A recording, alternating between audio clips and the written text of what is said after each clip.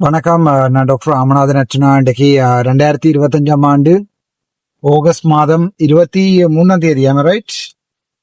S, 24 ஞாயிற்றுக்கிழமை. இன்றைக்கு யாழ்ப்பாணத்தில் நிற்கிறேன். ஏனென்றால் இன்றைய தினம் ஒரு சில விடயம் உங்களுக்கு ஒரு அப்டேட், என்னுடைய வழக்குகள் தொடர்பான அப்டேட் தொடர்பாக உங்களுக்கு சொல்ல வேணும். இன்றைய தினம் இந்த சாவச்சேரியில எனக்கு எதிராக தற்போது 5 வழக்குகள் நிலுவையில் இருக்கிறது. அந்த 5 வழக்குகள் நான் போட்ட ஒரு வழக்குக்கு என்ன நடந்ததுன்னு தெரியல. அதை பார்ப்ப மாறுதலாக எனக்கு எதிராக போடப்பட்ட 5 வழக்குகள் ஒன்று அந்த சாவச்சேரி வைத்தியசாலையில் இருக்கும் போது நடந்த வழக்குகள். இன்றைக்கு ட்ரிபோ கழிச்சுக்கு இணக்க சபைக்கு கௌரவ நீதிபதி அவர்களால் இணக்க சபைக்கு அனுப்பப்பட்டிருந்தது. இந்த இணக்க சபைக்கு அனுப்பப்படக்கூடிய முக்கியமான காரணம் இது தொடர்பாக இணங்கி போவதற்கு விரும்புகிறார்களா என்பது பார்ப்பதற்காகத்தான். ஸோ அந்த வகையில இணக்க சபைக்கு எங்களுடைய வழக்குகள் அனுப்பினதுக்கு நான் மிகுந்த சந்தோஷப்படுகிறேன். அது மாதிரி நன்றியை தெரிவித்துக் கொள்றேன் எங்களுடைய நீதிபதி கனல் நீதிபதி அவர்களுக்கு. இன்றைய தினம் 2 பெண்களும் ஒரு ஆம்பளையும், ஒரு இணக்க சபை நீதிபதிகள் 3 பேருக்கு முன்னிலையில சாவச்சேரியில இந்த வழக்கிற்குரிய விசாரணை எடுத்துக்கொள்ளப்பட்டது. 5 வைத்தியர்களை, எனக்கு எதிராக வழக்கு போட்ட வைத்தியர்கள்ல 5 வைத்தியர்கள்ல 3 வைத்தியர்கள் இணக்க சபைக்கு வரையில 2 வைத்தியர்கள் வந்திருந்தவர்கள். ஒன்று வைத்தியர் மயூரனும் வைத்தியர் இந்திரகுமாரும் இன்றைய தினம் இணக்க சபைக்கு வந்திருந்தவர். அதுல இணக்க சபையில எங்களுடைய எனக்கு எதிராக வழக்கு போட்டவர்களுடைய வைத்தியர்களுடைய கருத்துக்கள் முதலாவதாக கேட்கப்பட்டது. அதுக்கு பிறகு என்னுடைய கருத்துக்களும் கேட்கப்பட்டது. அதுல இப்ப உங்களுக்கு பாத்தீங்கன்னா தெரியும், இந்த இணக்க சபைன்றது இந்த ஒரு சமூகத்துல படித்த மதிப்பு மிக்க, அதே நேரம் சமூகத்துல ஒரு நட்பெயர் உள்ள, கூட இந்த பொது சேவைகள்ல இருந்து ஓய்வு பெற்ற ஒரு நல்ல மனிதர்களைத்தான் இந்த இணக்க சபையில கூட இவர்கள் நீதிபதிகள், அது இணக்க சபை நீதிவான்கள் என்று சொல்லலாம், இணக்க சபைக்கு பொறுப்பாக போடுவது வழக்கம். ஸோ அந்த வகையில நான் பெரும்பாலும் நினைக்கிறேன் சாவச்சேரியை சேர்ந்த ஒரு அம்மா ஒரு ஆளும், அது ஒரு இன்னொரு 2 லேடிஸும் ஒரு ஜென்டில்மேனும் போடப்பட்டிருந்தவர்கள்.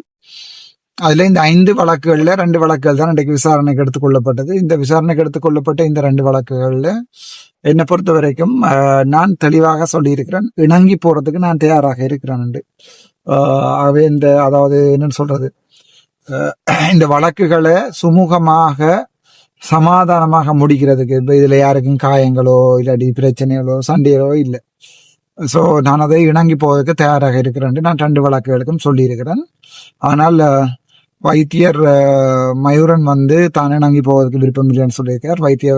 இந்திரகுமார் கூட தான் இணங்கி போக சம்பந்தமா சிந்திக்கிறேன், அல்லது இப்போதைக்கு இணங்கி போகவில்லைன்னு சொல்லியிருக்கிறார். அவை அடுத்த தடவை இந்த வழக்குகள் 14ஆம் தேதி செப்டம்பர் 14ஆம் எடுத்துக்கொள்ளப்படும். அதை விட இன்னொரு நாள் செப்டம்பர் 28 பாராளுமன்ற திகதிகள் இல்லாத ஒரு நாளில் இவை எடுத்துக்கொள்ளப்படும். எடுத்துக்கொள்ளப்படுகின்ற அடிப்படையில் இவை இணங்கி போகாத சந்தர்ப்பத்தில் விசாரணைக்காக நீதிமன்றத்துக்கு திருப்பி இந்த வழக்குகள் அனுப்பப்படும். ஸோ நாங்கள் நீதிமன்றத்தில் போய் தான் இந்த வழக்குகளை பார்க்க வேண்டியிருக்கும். இவர்கள் எனக்கு வழக்கு போட்டவரை நாங்கள் போகாதுக்கு. அதே நேரத்தில் நான் கூட ஒரு வழக்கொண்ட வைத்தியர் மயூரனுக்கு எதிராக பதிவு செய்திருந்தேன். அந்த வழக்குகள் இங்கே அனுப்பப்படையில இணக்க சபைக்கு எதிர்வரும் காலங்களில் இந்த வழக்குகள் இங்கே அனுப்பப்படும் நினைக்கிறேன். அதுதான் இன்றைய தினம் நடந்த இந்த இணக்க சபை தொடர்பான ஒரு இது. அதாவது இன்னும் 2 தவணை இருக்குது. இணக்க சபையில 2 தவணையில நாங்கள் இணங்கி போறதா இல்லையா என்பது தொடர்பாக அடுத்தடுத்த தவணைகள்ல, பட் நான் 3 தவணைகளையும் சொல்லுவேன். நான் சொன்ன நான் மன்னிப்பு கேட்கறதுக்கு தயாரா இருக்கிறேன். அந்த 3 பேருக்கு முன்னால, நீதிபதிகளுக்கு முன்னால நான் அவருடைய மனசை கஷ்டப்படுத்தால், வழக்குகள் வேற, வழக்குகளை வின் பண்றமா தூக்குறமான்றது வேற. அது நீதிமன்றங்களும் எங்களுடைய லோயர்ஸும் தான் அதை தீர்மானிக்கணும்.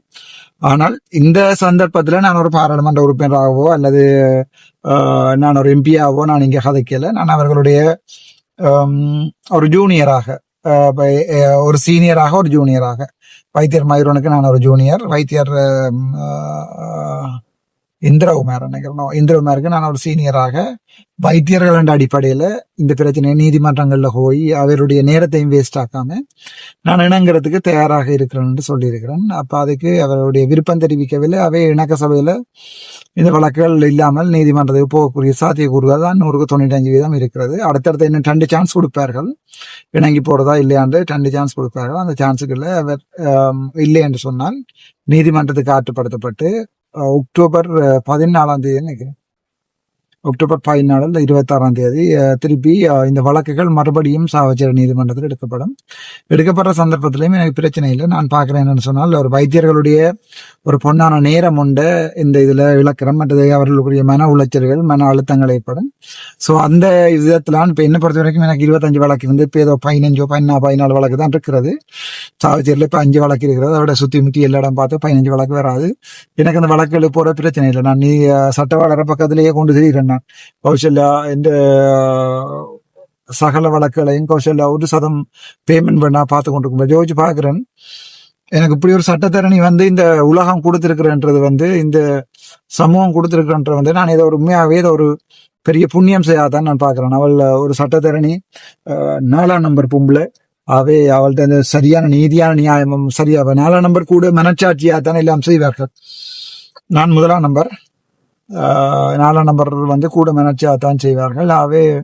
இப்படி ஒரு நான் எனக்கு சிலர்களை நான் யோசிக்கிறது அம்மா தான் அனுப்பி வச்சிருக்கிறாவோ, அம்மா தான் எனக்கு தங்கச்சி இல்லை, பொம்பளை இல்லைன்னு சின்னல்ல எனக்கு ஞாபகம் இருக்கு. சின்னல் எனக்கு பாய்ஸ் உடுப்பு தச்சது சரியான குறைவு.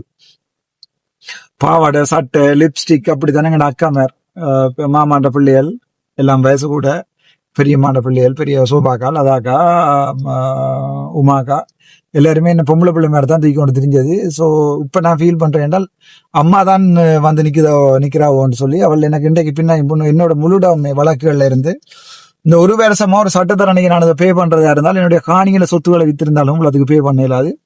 அந்த வகையில கடவுள் தான் அனுப்பி இருக்கிறாருன்ற ஒரு நம்பிக்கை ஒன்று இருக்கு எனக்கு. அவள் இந்த அரசியல்ல அவள் இல்லாடி இந்த அரசியல வென்றிருக்க இயலாது. ஆனா நான் இந்த அரசியலுக்கு வந்ததுக்காக கௌசல்யா பயங்கர மோசமாக பாதிக்கப்பட்டாள். அவளுடைய தனிப்பட்ட ஒன்றுமே இல்லாம அவளுடைய களத்துக்கு மேல ஒரு இதையும் களத்துக்கு கீழையும் கூட எடிட் பண்ணி போட்டு அவளை கஷ்டப்படுத்தி இந்த இதுல இருந்து நிக்க போறது சோபாலன் சுமயூரன் சோகபாலன் சுமயூரன் போன்றவர்கள் ஒரு சோகமான வேலையை தான் செய்திருந்தவை. ஆனால் அவள் அதுல தளரையில் அதான் இந்த சில நேரங்கள்ல நான் உதாரணமா சொல்றது கௌஷல் சில பேரை சொல்றோம்னா நம்ம சில பேர் எனக்கு எடுத்து காய்ப்பின டாக்டர் இப்படி பிரச்சனை குடும்ப பிரச்சனை தனிப்பட்ட பிரச்சனை காய்க்க நான் சொன்ன கௌசல்யாக எடுத்து கதைங்க அவங்களோட வடிவா காய்ப்பாளு. அவள் முதலெடுத்த வீச்சுல எல்லாரையுமே அந்த லோயர் தானே, ஸோ சந்தேகமா தான் பார்ப்பாள். அதுக்கு பிறகு அவள் உண்மையான மோட்டிவ் என்ன நீங்கள் எடுத்து காய்ச்சது என்னன்னு தெரிஞ்சுக்கல. அவள் இப்போ சில பேருங்க சொல்றா தான் சில பேர் விலைக்குள்ள காசு சேர்க்க காசு வெளிநாட்டுல இருந்து வழக்கல் செய்யல காசு வேணுமான்னு கேட்பேன் டாக்டர். நான் இந்த வழக்குகளுக்கு நான் சொன்னேன் இல்லை கன்சல்டேஷன் ஃபீ ஒரு ஆஃபீஸ் ஒன்று ஸ்டார்ட் பண்ணி அந்த ஆஃபீஸில் 2 வேலை செய்யறா ஒரு கன்சல்டேஷன் ஃபீ ஒன்று இருக்குமாம்மா. அப்போ ஒரு மினிமம் கன்சல்டேஷன் ஃபீ வேண்டிக் கொள்ளு 5000 10,000 மற்ற லோயர்ஸ் மாதிரி எல்லாம் வேண்டுற மாதிரி வேண்டிக் கொள்ளு. யாராவது இல்லைன்னா கஷ்டம் தரையிலாண்டா விடு, அது பிரச்சனை இல்லை. பட் கன்சல்டேஷன் ஃபீ யாராவது தர விரும்பினா வேண்டிக் கொள்ளுன்னு சொல்றேன். அந்த அதுக்கு அவள் என்ன சொல்றது மற்றவர்கள்ட்ட ஃபீ வேண்டணுமோ உழைக்கணுமண்டோ இல்லாடி அந்த பிள்ளைங்க அந்த பிள்ளைங்க பேர்ல நாளைக்கு ஒரு 5 லட்சமாவது பேங்க்ல இருக்க மாட்டேன். எங்களை அந்த லஞ்ச ஊழல் சொத்து குவிப்புல உள்ளுக்குள்ள ஒருத்தரும் போடிடா என்றால் அவள்கிட்ட ஒரு 5 லட்சம் பேங்க்ல இருக்க மாட்டேன் கேட்டா கேள்விக்குறி. ஆனா அவள் நினைச்சிருந்தா உழைக்கலாம் ஒரு லோயரா அங்கேயும் ஓடி தெரிஞ்சு உங்களுக்கு தெரியுமா எல்லா கோர்ஸ்ல 1-2 பேர் இந்த டவுட்டிங் செய்து கொண்டு தெரியணும். இந்த மருத்துவத்துறையில கை வச்சினாங்க, சட்டத்துறையில கை வைக்கிறதுக்கு பதவியல்ல மேல போகணும் வெப்பம், அது பிரச்சனை இல்லை. இந்த டவுட்டிங் என்று சொல்றது என்ன போலீஸ் மாதிரி காசை கொடுத்து வழக்குகளை மாத்துறது அப்படி இப்படியான வேலைகளை சில பேர் செய்து கொண்டிருக்கணும். நாங்கள் அது சம்பந்தமான ஆதாரங்களும் இருக்கு. என்னுடைய தனிப்பட்ட வழக்கை சொல்றோம்,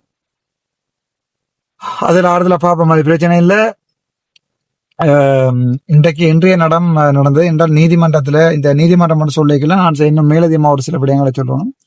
இந்த இலங்கையில எங்கள்கிட்ட இருக்கிற ஒவ்வொருத்தருக்கும் இருக்கிற கடைசி நம்பிக்கை இந்த நீதிமன்றம்ன்றது. ஸோ இந்த நீதிமன்றத்துல நாங்கள் நம்பிக்கை இழக்கிற சந்தர்ப்பத்துல நாங்கள் எதுவுமே செய்யலாது. இன்றைய தினம் என்ன கேட்டிருந்தார்கள், இந்த ரணில் கைது தொடர்பாக உங்களுடைய கருத்து என்ன, ரணில் தொடர்பான உங்களுடைய கருத்து என்ன என்று எனக்கு கேட்டிருந்தார்கள். அப்ப நான் சொல்லியிருந்தேன், ரணில் அரஸ்ட் பண்ணப்பட்ட பொறுத்த வரைக்கும், என்னை பொறுத்த வரைக்கும் சரியான வேலை, நல்ல விதமாக செய்திருக்கிறார்கள், சந்தோஷம். ஆனால் ரணிலை கைது செய்வதற்குரிய 1000 காரணங்கள் இருக்கிறது. உதாரணத்துக்கு 2019 ஈஸ்டர் குண்டு தாக்குதலில் ஒரு நியாயமான நடவடிக்கை எடுக்கல. பட்டலாந்து படுகொலை உங்களுக்கு தெரியும், 89,000 பேர் செத்தது, இளைஞர்கள், சிங்கள இளைஞர்கள் செத்தது, அதுகளில் கொண்டு போகல. மத்திய பிணை முறையில அந்த வழக்குகளில் கொண்டு போகல. இவர்கள் சும்மா அரச பணத்தை சும்மா பாவிச்சம் என்று சொல்லி ஒரு வழக்குல கொண்டு போயிருக்கிறார்கள். இது என்னை பொறுத்த வரைக்கும் நான் அதை பார்க்குற ஒரு திட்டமிட்ட நாடகமாக தான் பார்க்குறேன். அவை இப்போ என்பிபி செய்கிற இந்த நாடகம் இந்த உள்ளூராட்சி சபை தேர்தக்கூடிய நாடகமாக தான் பார்க்குறேன். நான் என்னை பொறுத்த வரைக்கும் இது ஒரு பூச்சாண்டி. ரணில்டையும் கதைச்சு பேசி தான் இந்த வேலையை நடந்திருக்கிறது. காலுக்கு மேல காலை போட்டுக்கொண்டு நீதிமன்றத்தில் ரணில் விக்ரமசிங்க முன்னாள் ஜனாதிபதிகள் இருந்த இதே நாங்கள் காலுக்கு மேல காலை போட்டு கொண்டு இருந்தா சாதாரண குடிமகனோரால் ஆகவே சட்டம் எல்லாருக்கும் சமம் பண்றது கேள்விக்கூறி சமமாக இருக்கணும் எல்லாரும் ஆசைப்படுறோம். ஆகவே ரணில் உள்ளுக்குள்ள போனது சம்பந்தமாக என்னுடைய கருத்து அது சரியானது. ஆனால் அதை இவர்களை பொறுத்த வரைக்கும் அது பெர்மனண்டா செய்யலைன்றதான் என்னுடைய கருத்து. நான் அப்படித்தான் நினைக்கிறேன். பார்ப்போம், அது தொடர்பாக நாங்கள் ஆறுதலாக கதைப்போம், என்ன செய்யணும் என்ன என்று கதைப்போம். நன்றி, வணக்கம், தேங்க்யூ.